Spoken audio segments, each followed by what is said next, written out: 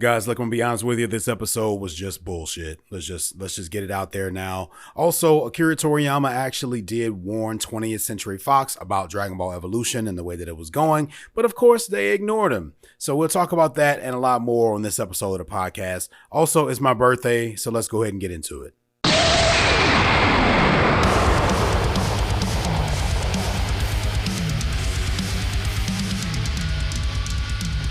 What's up, guys? Welcome to episode 4 of Rock the Dragon, a Dragon Ball Daima podcast. Of course, I'm your host, Tim Bridgewater. Thank you guys for joining me again this week as we continue on with this brand new series, the series that has, of course, been around for a couple months now if you've been watching the subbed version. And if you're only watching the dub like me, then we're only on episode 4. And if you've been watching every episode so far, you know that this show is off to a pretty fucking terrible start. And it pains me so much to say that. It really does. But between episode 3 and episode 4, this is just not great. It's not great. But you know what? We're gonna get back into that in a minute here. It's a rough start. It's a rocky start. I think we kind of expected this in some ways. Hey, maybe you'll agree with me. Maybe you'll disagree with me. You can always let me know by sending me an email at rockthedragonpodcast@gmail.com for our email segment, which is called What Are You Saying? With that being said, this episode of the podcast was shaping up to be a pretty short, straight to the point, quick sort of an episode because I don't have any emails for this week. I don't have any new reviews to read. Didn't really have anything else to talk about outside of the episode itself. And I knew that my review of the episode wasn't going to be very long. It's probably going to be largely negative. Don't get me wrong. We'll get into it. I'll touch it at the same way I do every week. We're going to talk about the pros and the cons, the goods and the bads of the episode. But I don't think it's too much of a stretch to say that most people probably weren't a big fan of this episode. Okay, but we're going to get into that in a minute. But I'm not the kind of person and I'm not the kind of podcaster that likes to just come and record an episode and just shit on a thing for 20 minutes and then leave, right? So what I started to consider was, just for the sake of having more content, something else to talk about, I came up with this idea for a potential thing that I may consider doing with future episodes if you guys actually want to hear it and you give me some feedback on it, okay? As you know, if you're one of my previous listeners, if you're listening to my previous podcast, Rock the Dragon and Dragon Ball Super podcast, you know that I don't really talk about news much. I don't talk about Dragon Ball news. What I talk about mostly here is just the anime, just the episodes, because that's all I really pay attention to for the most part in terms of Dragon Ball related things. Occasionally I may get into a video game or something like that, and there were some episodes where I talked about those things. Some of my longtime listeners would know that I got pretty heavily into Dragon Ball Fighters for a while. I actually still play that game, so I talked about that on the previous podcast. So just depending on how Dragon Ball is affecting my life at the time, sometimes I'll talk about different stuff. But for the most part, I don't talk about news because the second you Google Dragon Ball news, spoilers will pop up. And I'd rather not be spoiled. I've already been spoiled for a couple things in Daima, honestly. I'm not going to go into any of that. We're just going to take it one episode at a time, and we're going to talk about it the same way that we do. Some things are just kind of unavoidable with algorithms and things like that. You know, just being a fan of Dragon Ball, you know, the algorithms will just push Dragon Ball related shit in front of your face, whether you want it or not. So if I can help it, I try not to go out of my way to Google anything Dragon Ball related in terms of news. However, what I am considering doing, if we happen to have a slower episode or something where there's not much to talk about, I may just decide to just pick a Dragon Ball related news topic to talk about at the start of the show for the episodes. Okay, and the way I like to go about doing those is I need you guys' help for this. Okay, I need your help because some of you guys have already seen the sub version. You already know what's going to happen. And some of you might not care if you get a spoiler or not, right? Because you guys have done this in the past. If you happen to be one of those people and there's a Dragon Ball related news topic that you'd like me to talk about, and if you could send me an email with that topic to rockthedragonpodcast@gmail.com, something that does not have any spoilers for Dragon Ball Daima in it, then I'll consider talking about it on the next episode of the podcast. Because you guys used to send me news links and stuff all the time. So I know some of you guys don't care about spoilers, or maybe you have already watched the sub version, so it doesn't matter to you, right? So if there's something related to Dragon Ball in the news that is not a spoiler for Dragon Ball Daima or Dragon Ball Super, because let's remember the Dragon Ball Super manga is still continued well after the anime ended, then I'll consider talking about it. And if there are more than one topic, then I'll do a poll on Spotify. If you listen to the previous episodes of the podcast, I talked about the fact that I can create polls on Spotify. So if you're one of the Spotify listeners, I can create a poll with the suggested news topics for that week. And whichever ones get the most votes, that'll be the one I'll talk about in the next episode. This also give you guys another, an opportunity to engage a little bit more. If you have something you want to say, and you can really be an influence on the show, and I can make sure I'm talking about things that you guys actually care about. Okay, so that is something that we'll just start with this episode, except I myself have picked the news topic for this week because it was just something I just thought of. So I didn't do a lot of research here because, once again, the second I typed in Dragon Ball news, the Daima related stuff was popping up because the subbed version of Dragon Ball Daima is probably about to come to an end pretty soon here. I would imagine that they should be closing in pretty soon on, the final episodes, assuming that it is actually going to end up being 20 episodes like most of us seem to think they're going to be. So there's going to be a lot of spoilers in terms of how it ends and major things that happens and stuff like that. So I'm going to be very, very careful about what I reveal to you guys, because some of you guys are watching the dub along with me. So that's another reason. Another reason I don't want to be spoiled is because I don't want to accidentally spoil it for anyone else. So I did a really, really quick search here, and on ScreenRant.com there was a story. That is ScreenRant.com. There was a story that's published about 13 hours ago. And I don't have a name for this segment either. I guess it's just news. So if you have a suggestion for a Dragon Ball news segment and what I should call that, let me know. One of you guys actually suggested "What are you saying?" for the email segment, and I've been using that ever since. So if you happen to have one for news, these are things we can talk about. I want to interact with you guys more. I want to make this a very, if you've been listening to me for a long time, you know that my podcast is just like a conversation between friends. We're just Dragon Ball fans talking about Dragon Ball. I was always hesitant to talk about news because I'm not a news reporter, so I don't want to have to fact check anything. But it's okay for me to read an article and give my opinions on it and what I would think about it. So I'm okay with that. So ScreenRant.com, there is an article here that is titled, and this is in quotes, "I cautioned them." And it says, "Dragon Ball's creator really did his best to salvage Dragon Ball Evolution." Okay, now those are two words that are pretty much have been banned amongst Dragon Ball fans as being used together in one phrase. Dragon Ball Evolution. I'm not going to go into the whole history of that. Most of you guys know exactly what that is. Live action Dragon Ball movie that was made, I believe, in 2009. We talked about it quite a bit on Rock the Dragon, a Dragon Ball Super podcast, for different reasons and across different episodes. That topic would have come up for many different reasons. And if I'm remembering correctly, I actually did, back when I had a Patreon, for those of you that was subscribed to the Patreon, I actually did a commentary version of Dragon Ball Evolution, where I actually showed you the entire movie with my live commentary going over it. And that was something that you would have gotten to see had you been subscribed to the Patreon at the time. The Patreon right now isn't active anymore. It ended when I ended the previous podcast. I just didn't have enough support to justify all the work that I was putting into it to keep it going. But I still have those videos. So maybe one day, if we get the support here, I can re-release those. It's a private link because you can't just go around uploading full movies to the internet without there being copyright violations and stuff like that. So it's a private link that I don't have to worry about that. And you would get that private link and you'd be able to watch it and listen to it, along with other things that I had on the Patreon. But, I'll consider bringing the Patreon back when and if there's enough support for it.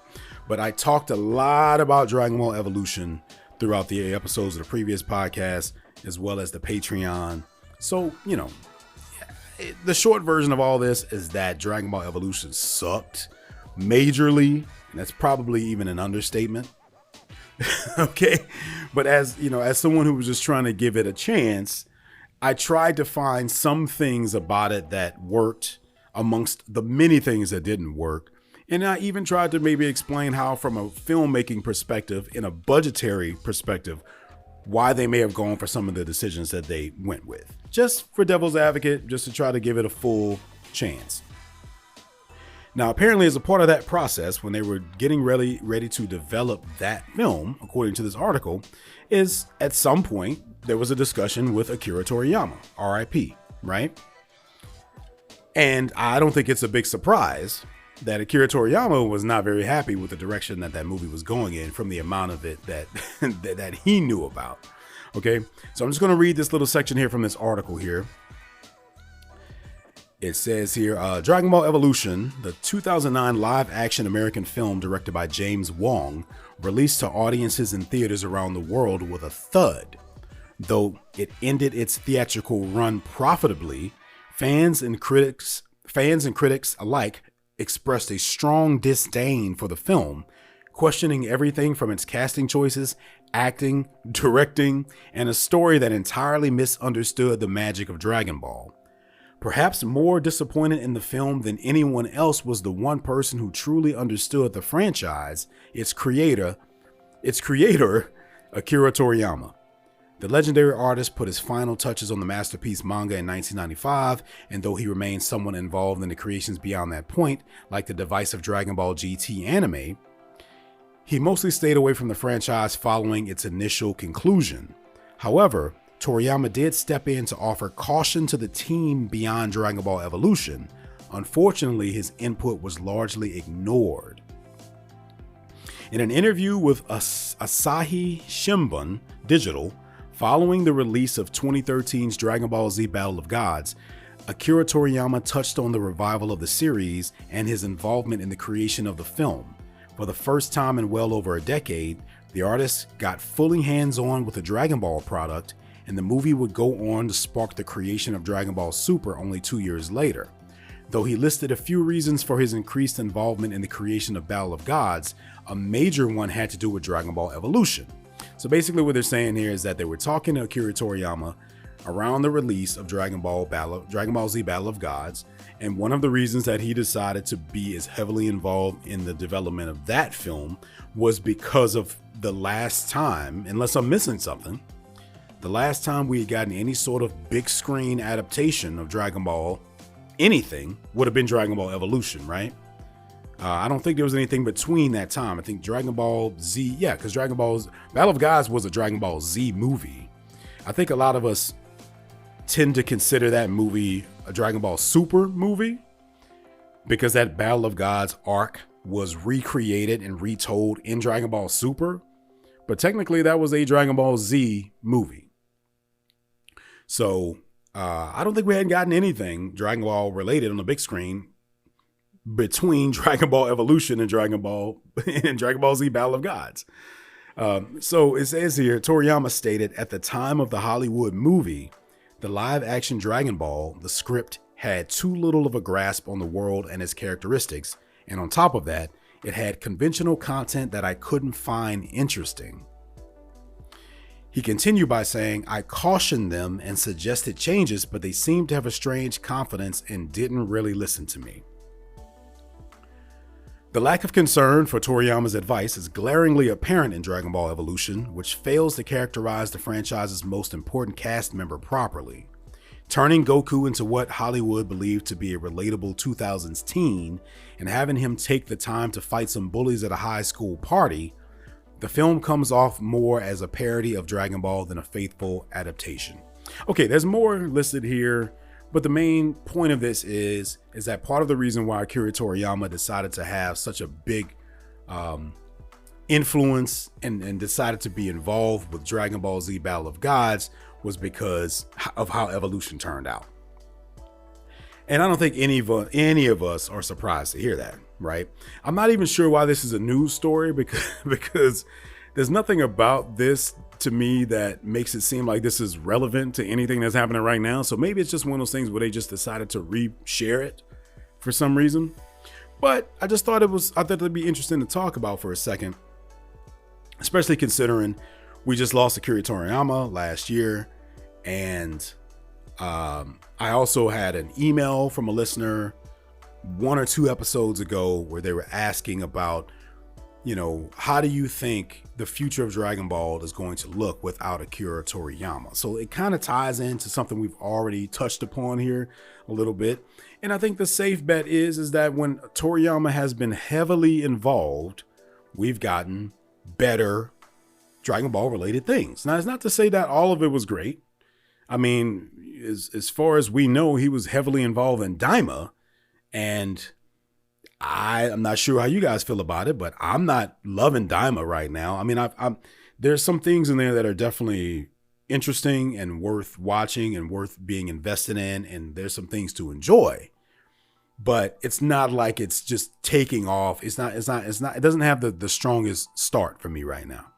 Now, with that being said, it could always change, right? I'm not going to give up on it. It's only been 4 episodes. And if we've got 20 episodes, that means, we're only, a fifth of the way through this thing. I mean, there's a lot of room for change here. But, Toriyama's involvement obviously has been a better aspect of things, especially if you consider his heavy involvement with Dragon Ball Z. I mean, with, of course, Dragon Ball Z is an anime being more or less a direct adaptation of the manga, of which Akira Toriyama wrote and drew and everything, if I'm remembering correctly.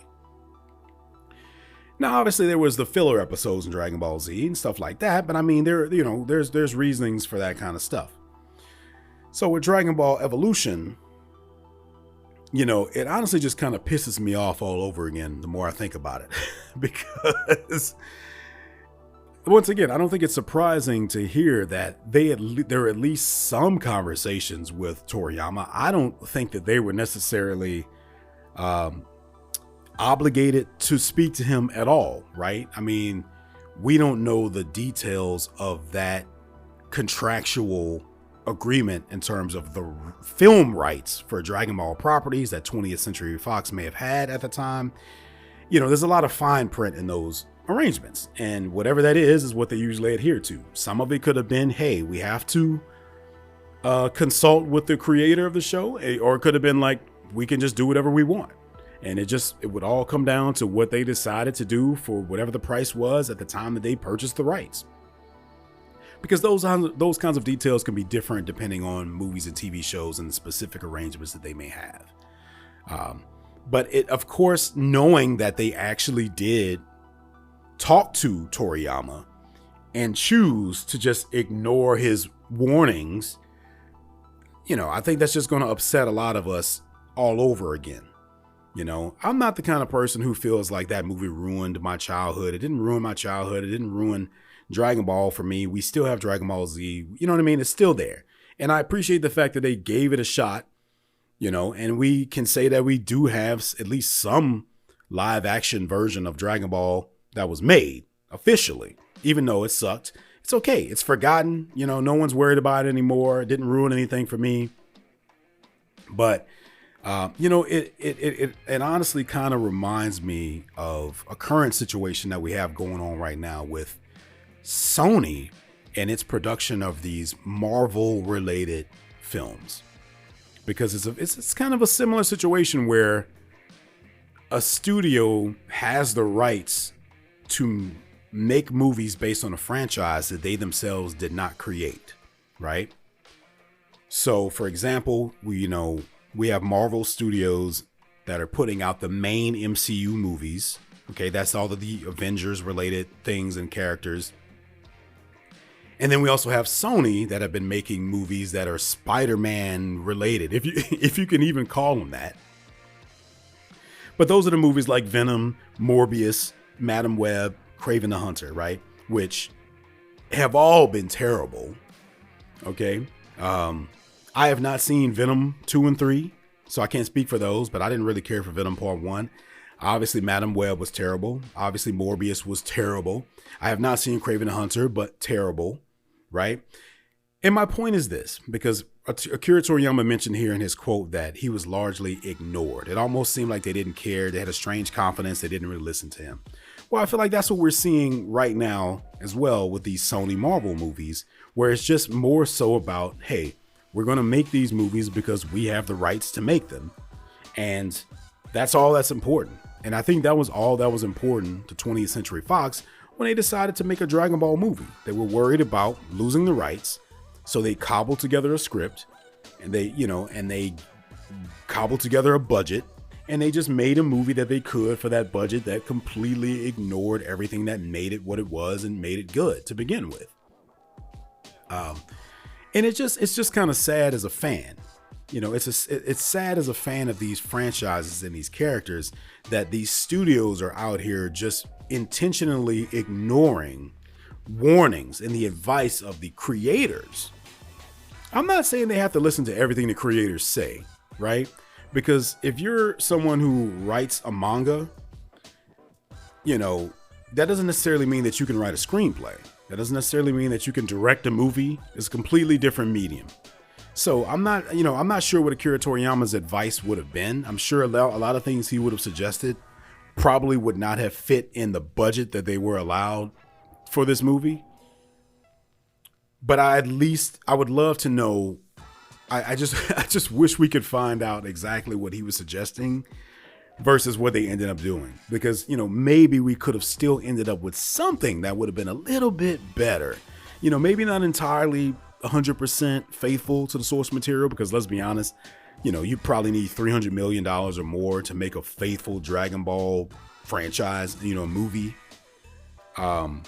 But at least something that would have been a little bit closer to the original sort of creation for it.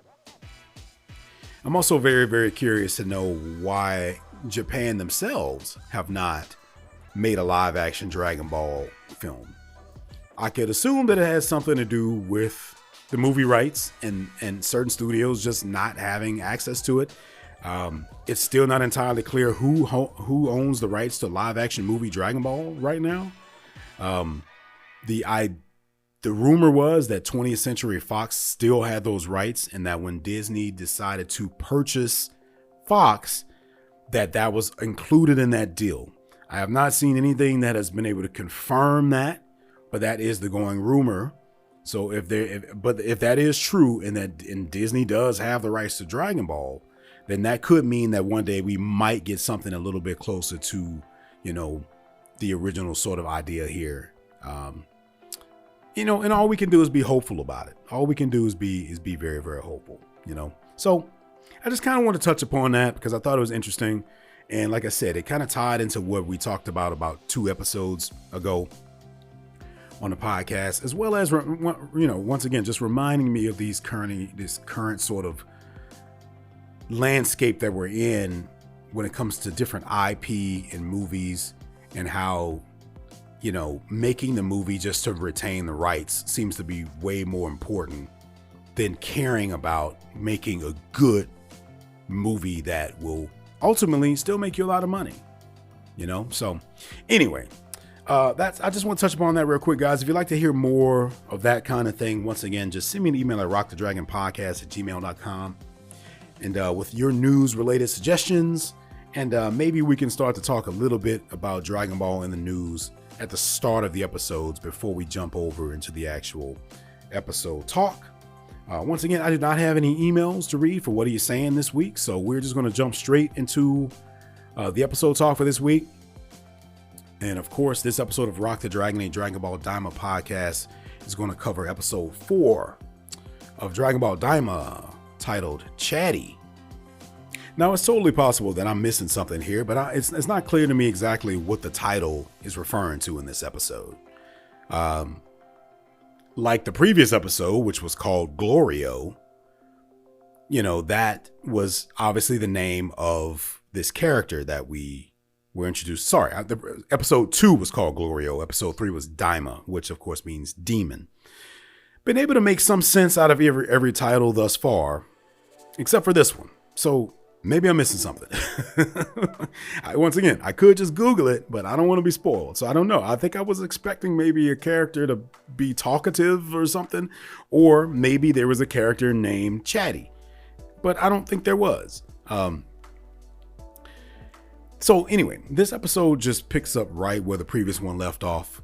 And that is, of course, with them realizing that their plane has been stolen by these guys that they just whooped in this tavern, right? Which immediately makes me wonder, why is it so easy how is it so easy to just steal someone's ship? I mean, what did they do? Like, did they hot wire it? Like, how did they do that? Especially because Gloria says he definitely remembered to lock it. So I don't know. Anyway, so this basically just leads to them just having to walk to their destination. And Goku brings up something that I'm glad he mentioned, because I was thinking the same thing. Is, okay, you know what? Maybe having the plane stolen, not the ideal situation here. But is there a reason why they can't just fly to where they're going? I mean, they can still fly, right? Yes, we've already kind of established the fact that the air in this world is different, so it makes things a little bit more difficult. But if push came to shove, they could still fly, right? So Goku himself brings that up. And then they kind of remind us, well, the air is so heavy, at this rate, with this, in this environment, we will have depleted most of our stamina by the time I don't know. We're just supposed to understand that it'll just take a lot more energy than it normally would to kind of fly through this stuff, which I don't, it makes a little bit less sense with the flight to me. Fighting wise, I could see how the air might affect, the weight of the air might affect how quickly you move, the strength of your punches and your kicks and stuff like that. But flying is supposed to be about your ki, right? Which is not necessarily a physical thing. That's more of an internal thing, an internal energy that you use and you harness to hoist yourself up into the air. So I don't understand why that matters as much here, but I mean, I don't know, so they come upon this big cavern, which they mentioned a couple of times is the Sea of Darkness. Just another thing they just made up out of nowhere with no explanation of anything. Okay. No explanation. But also, they still end up flying, which makes me, which is even more odd, because why did they even mention any of that? Because they still ended up flying anyway, just at a very, very slow pace, which is what I thought. Hey, if it's harder to fly, just fly more slowly. That way you expend less energy. Thus you won't get tired as quickly, right? This big monster decides to just come up out of the cavern. This is all typical Dragon Ball stuff, in some of the old episodes of Dragon Ball Z, mostly in the filler episodes or during times of peace. This kind of stuff would happen when you get some random dinosaur or something like that popping up out of nowhere and causing some trouble. So I didn't mind this as much, though I'm not exactly sure what the point of it is or was, but maybe that'll be something that we'll dive into, in a later episode. Glorio makes quick work of this thing. Maybe it was just an opportunity to just showcase his abilities, but I mean, it's not really telling us much, because these random creatures don't ever pose any much of a real threat, There's a little bit of a joke that Goku makes about, referring to Glorio, you'd give Supreme Kai a run for his money. And the Supreme Kai says, oh yeah, well, I'm not a pushover. And maybe that was a little bit of a wink to the audience, because most of us feel like Supreme Kai is a pushover because they've done such a terrible job of showing his power and why he is Supreme Kai. And there was so much hype around him when he first arrived back in, the beginning of the Buu arc, that just never really paid off. So maybe that was a little bit of a wink. And then they give us another random sort of creature that shows up that Goku just knocks out really quickly. So I'm not sure what the point of this is, because neither of these creatures posed any threat whatsoever. So I'm just not getting what the point of it was. It just seems this episode in a lot of ways feels like a filler episode.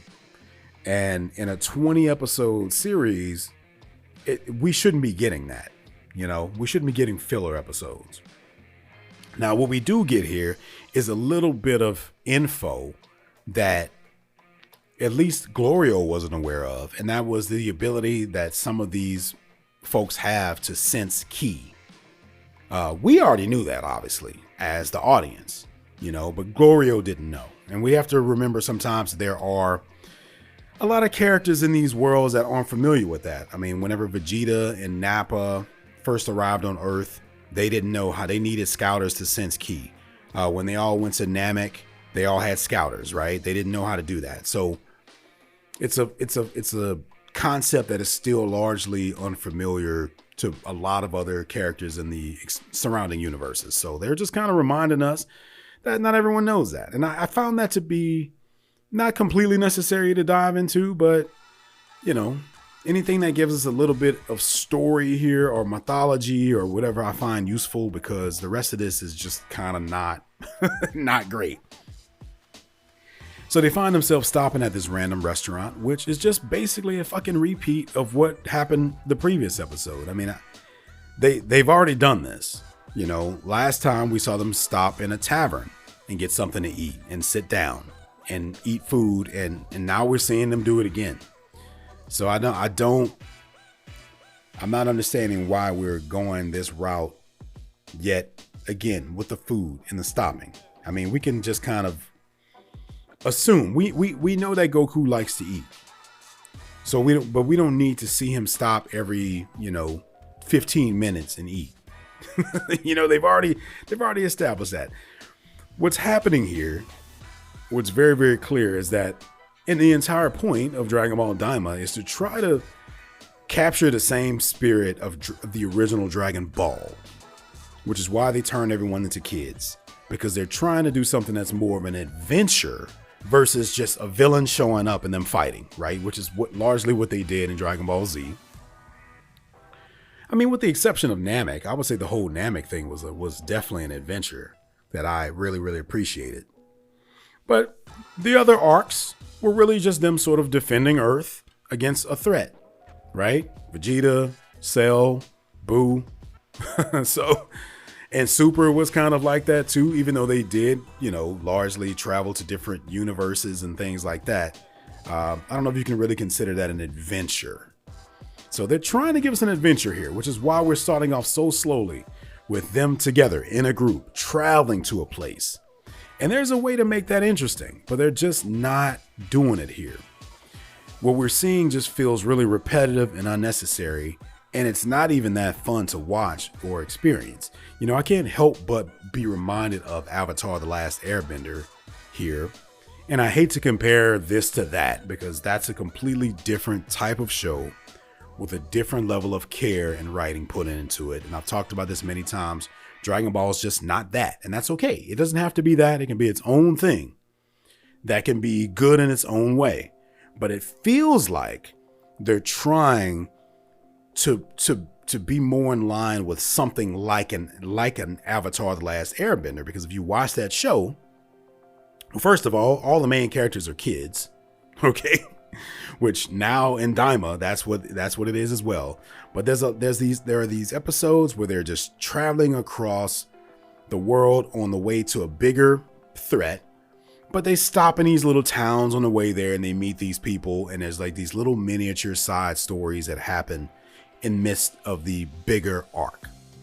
And whereas in Dragon Ball, when they did that, it was clearly filler.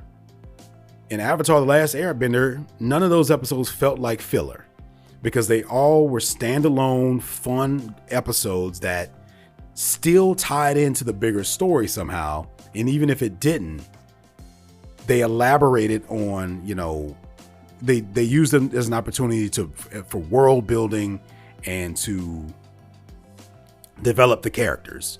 And then even if you thought that those episodes were filler and that those characters didn't matter, the series later on brought all those characters back to help in the final battle. So even then, it still meant something, right?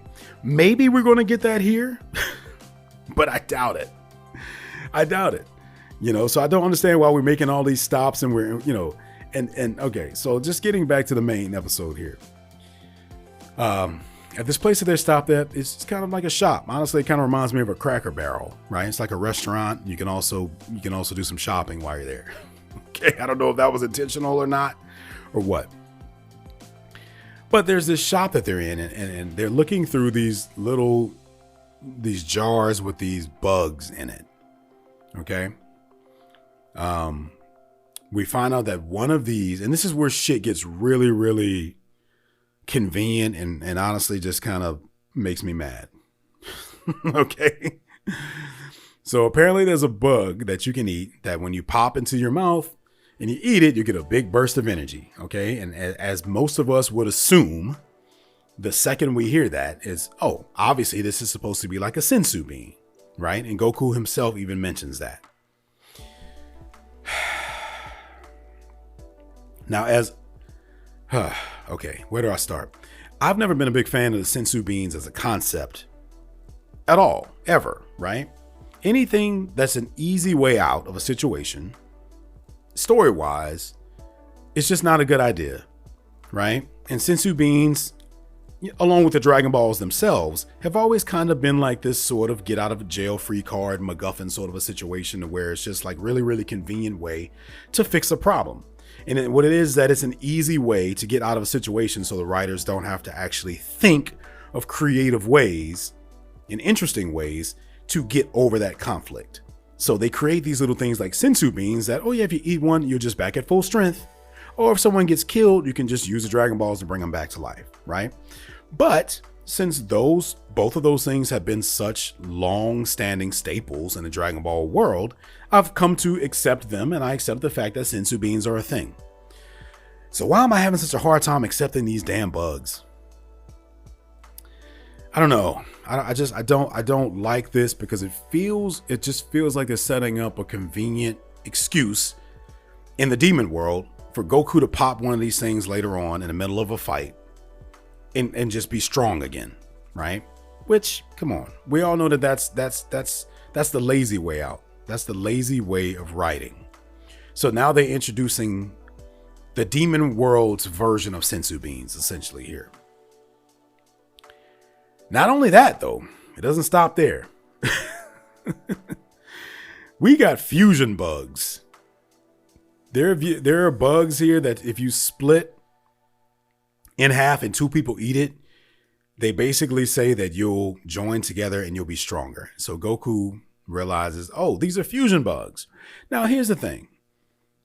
I hate everything about this concept. Okay?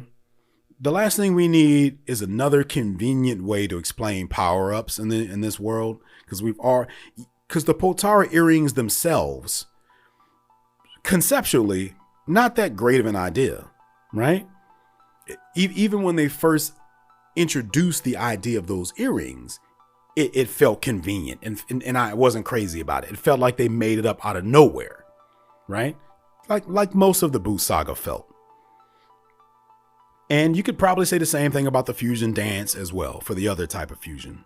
But once again, that's something that was established in Dragon Ball Z a long time ago, willing to accept it. This whole thing of a new idea of you just eating two things and characters being able to fuse just feels really, really lazy to me. Because at least we can say with the other fusions, there are rules, there are stakes. Now they keep rewriting some of those rules, but that's beside the point.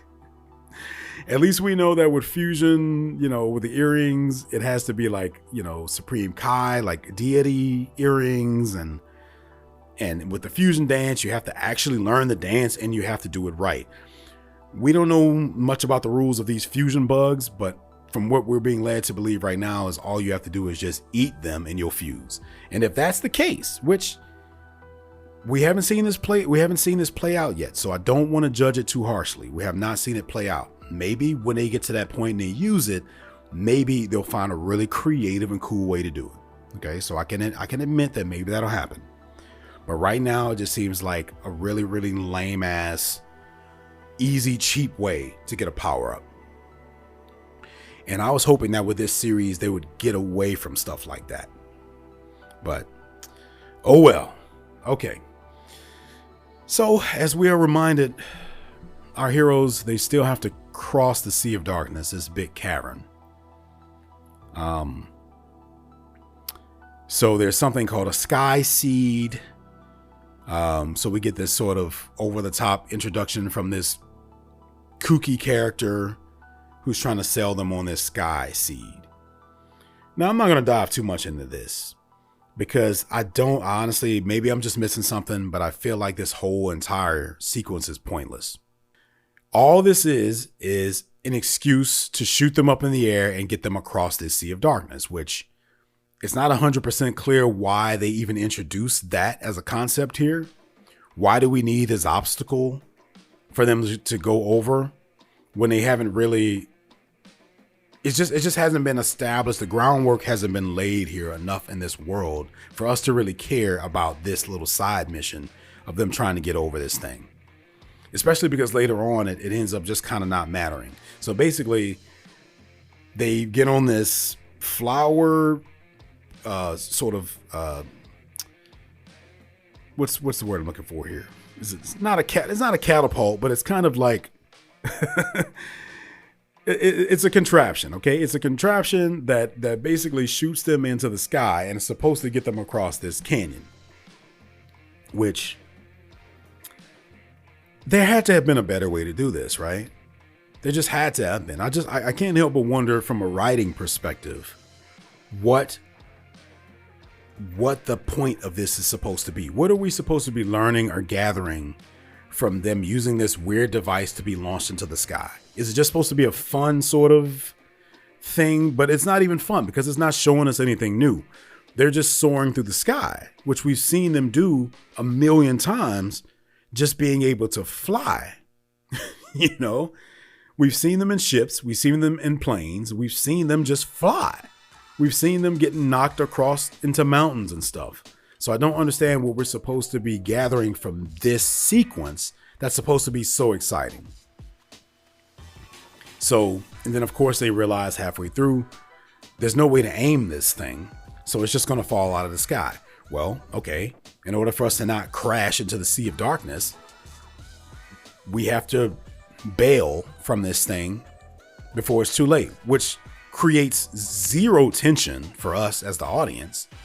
For some reason, they're terrified, but we know that they can fly. We already know that they can fly. So why would we care about this scene? There's no tension here. I don't think for 1 second that they're going to crash into the Sea of Darkness. I know that they can fly. Now, I know that them flying is a little bit harder than it should be, but at the very least, they can stop themselves in midair and just slowly descend to the ground, which is exactly what they end up doing. So I don't, once again, understand what the point of this was. Yeah, because I mean, I'm watching it right now and they're just hovering in the sky. Well, then what the hell was the point? What was the point? Because they get to the other side and then they still have about a half a day's walk to get to where they're going. Well, Goku's suggesting that we fly. And now, of course, now it's very, very convenient. Because we can fly now as much as we want because we've got these little convenient little sensu bugs that'll replenish our energy. But for some reason, they still decide to not do it. So I don't know. So I don't know what the point of it was. Why did they bring it up? I don't think for 1 second that these bugs are not going to play a role in future episodes. I know they will. But for this moment here, it just seemed kind of pointless to even mention it if they just weren't going to do it. So we get an opportunity where the Dragon Balls come back into conversation. The Demon Realm Dragon Balls. So we're learning a little bit more about them because Goku decides to ask about them right now all of a sudden for, because it's convenient for the plot, I guess. So we are reminded that there are 3 Dragon Balls. And honestly, I'm not entirely sure that they even mentioned that there were only 3 of them before. I could be wrong, but sometimes I miss things. But it was up until this episode, I was under the impression that these 3 Tamagami, and I keep wanting to call them Tamagotchis. If you guys remember Tamagotchis, I keep wanting to call them Tamagotchi. I was under the impression that these Tamagami were watching, the 3 of them were collectively watching all 7 Dragon Balls together. But what's going on here is that each demon world, there are 3 demon worlds, each world has a Dragon Ball, and one of these Tamagamis are watching over each ball. So clearly they're setting up an adventure here, right? I think we know what's going to have to happen here. They're going to go and defeat each Tamagami to get a Dragon Ball. Okay, fair enough. But why are they going after the Dragon Balls in this situation? Well, the logic that we've got here is that if we get the 3 Dragon Balls, we can make a wish and get Dende back instead of having to go through all of this stuff and just having to fight, Goma or etc., right? But isn't the entire reason that Glorio came to get Goku was to defeat Goma? Right? Like they were going to get Dende back. But Glorio was recruiting Goku because his Demon King needed help defeating Goma. Right? So if they're going to just change all of that and use the Dragon Balls to wish Dende, doesn't that just kind of kill the other reason why they're here? Because then they won't even need to go to Goma. So is the idea that Goku's still going to go and do that after the fact? And so it's weird to me that Glorio even agrees to this because it seems to completely ignore his motivation here, which was to get Goku to help him defeat Goma and bring him to his king, right? Totally possible that I'm missing something here, okay? Because I don't know everything and sometimes I forget things. But I'm just a fan like everyone else, okay? So I'm just talking about these things and hopefully one of you guys will let me know if I'm missing something. Now, I could go on a whole tangent about this, but I'm going to try to touch upon it really quickly. The fact that there are only 3 Dragon Balls in this world for some reason doesn't really align with anything else that we've learned about the Dragon Balls thus far. But we're also not used to them just making shit up. They change the rules of these things and they make things all the time. Now, I guess there was never a rule that stated specifically that there had to be 7 Dragon Balls. But unless I'm not remembering something correctly, every other time we've had Dragon Balls, it's always been 7, right? Even like the Namekian Dragon Balls, it was still 7. They were a little bit bigger, but it was still 7 of them. Obviously, the Earth Dragon Balls are 7. The Super Dragon Balls are 7, right? But for some reason here, there's only 3. It feels like a very, very convenient sort of plot device just to make to excuse the story being shorter. Being like, we can either have them go fight 7 Tamagami, or we can have them fight 3. Because that'll be easier. So let's just give them 3 Dragon Balls. That's what it feels like.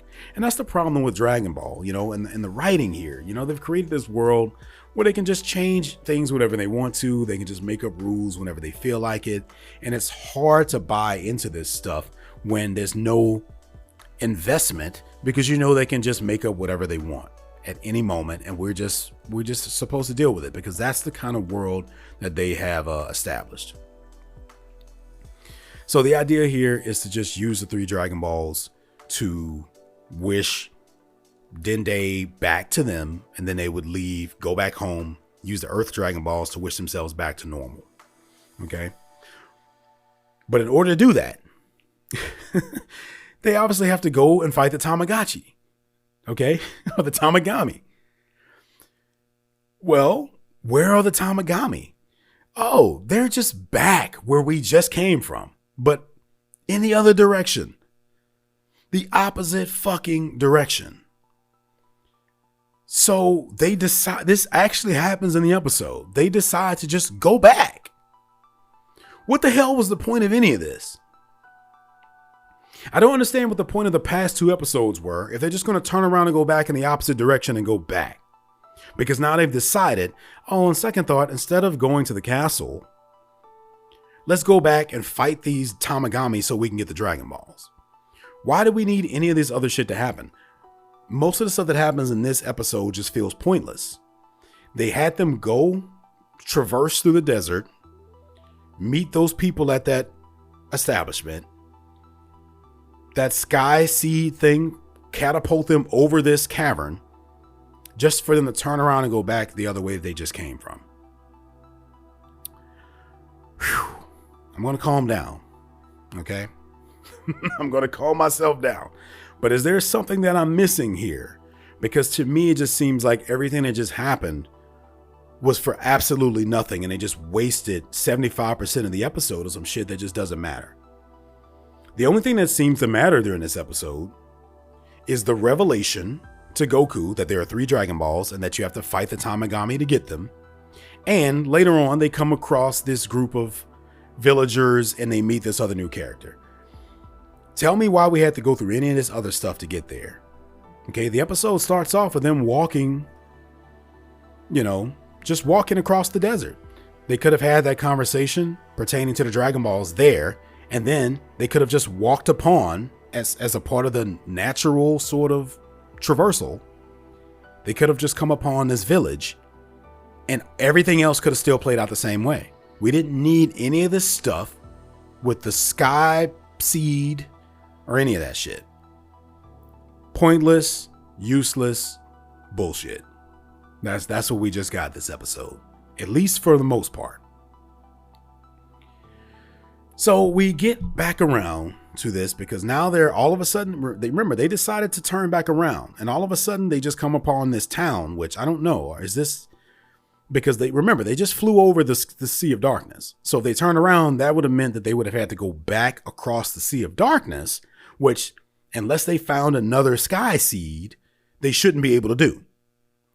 But we just skipped to them just walking upon this town. So I don't know if this town is before they reached the sea, like maybe they just overshot it when they arrived, or they're supposed to be back on the other side of this thing now when they come across this. It's just not clear. This episode's bullshit. I'm sorry. Okay.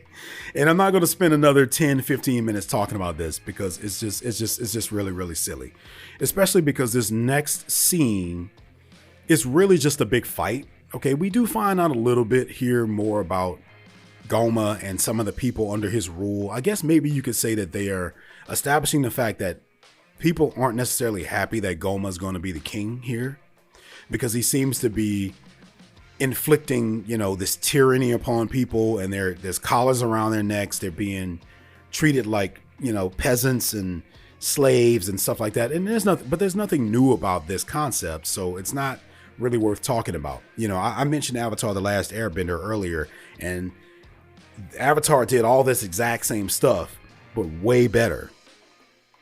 Because even, like I said, even those episodes where they did stuff like this were still funny, interesting, and we got some cool fight scenes out of it.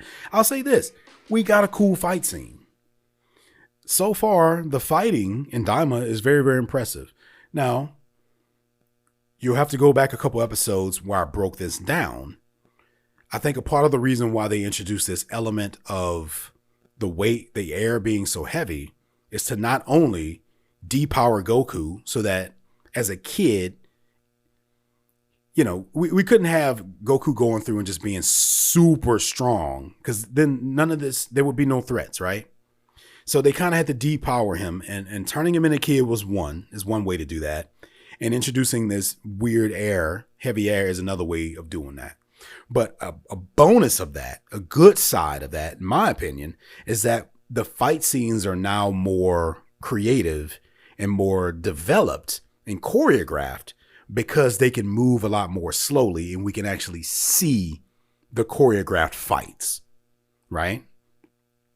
And we get a really excellently choreographed and animated fight sequence here as Goku obviously comes to the aid of these people and decides to whoop ass with the power pole. Now, don't get me wrong. I can watch Goku whoop ass with the power pole all day. I love that. I love it. It's a little bit unbelievable how they've managed to get him back to this point, but we don't, I can go on and on about that forever, or I can just accept it and move on and say, let's just try to enjoy the good things that we have here.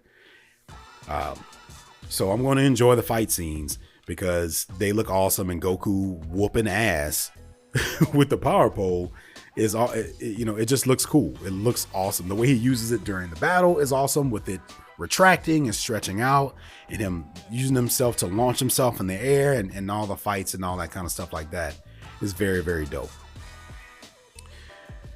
Now later on, there's this other character that pops up out of nowhere wearing a mask. But I think most of us, if we watched the opening credits, we knew exactly who this character was going to be, because a lot of the shots in the opening credits consist of Goku, Supreme Kai, Glorio, and this little girl. So pretty safe to assume that this is the little girl, right? Okay. Even though they have her wearing a mask and wearing a cloak, if you watch the opening credits, you know what her silhouette looks like. You know what her head is shaped like. You know what her hair looks like. It's pretty easy to figure it out that it's her. So I don't understand it. And this goes beyond just, Dragon Ball, that a lot of anime does this. Their opening credit sequences introduce a lot of characters that you haven't met yet.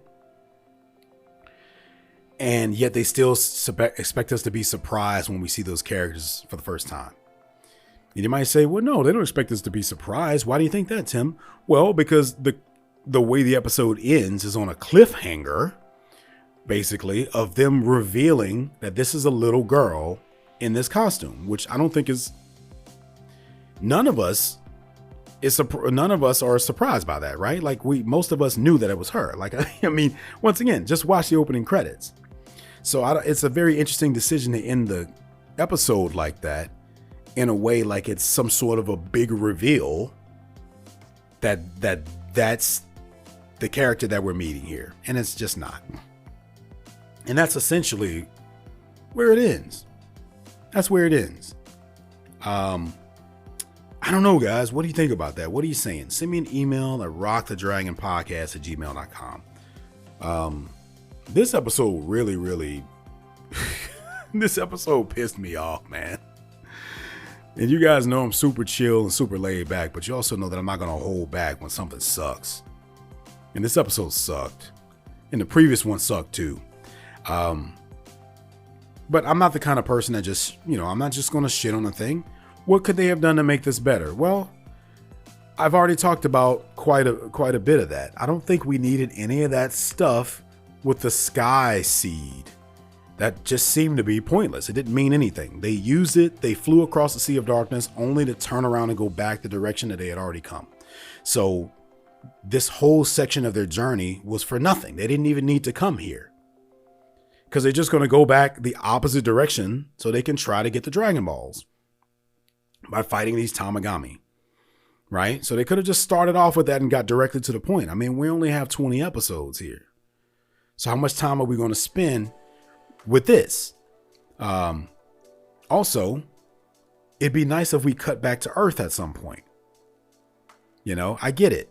They're trying to recreate Dragon Ball by having an adventure of Kid Goku again. But the problem is that you've established other characters in this world since Dragon Ball that we care about. I want to see what Piccolo's up to. I want to see what Vegeta is up to. I want to see what Bulma is up to. We've still got Kibito and all of them back on Earth working on this other ship. I think this episode would have been a really good opportunity to cut back to Earth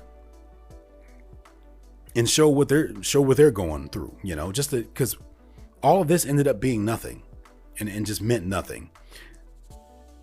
One of the main reasons I was willing to accept this concept of them being turned into kids again, because let's be honest, most of us hate that concept, but I was willing to deal with it because they turned them all into kids. So I want to see the other characters, and I know we will, but it's been 3 episodes. Let's go back to them. Okay. Clearly, they're not listening to fan thoughts because, this. I don't think anyone is as excited about Goku being the main focus of everything as we once were. It's time for other characters to get some light, some shine.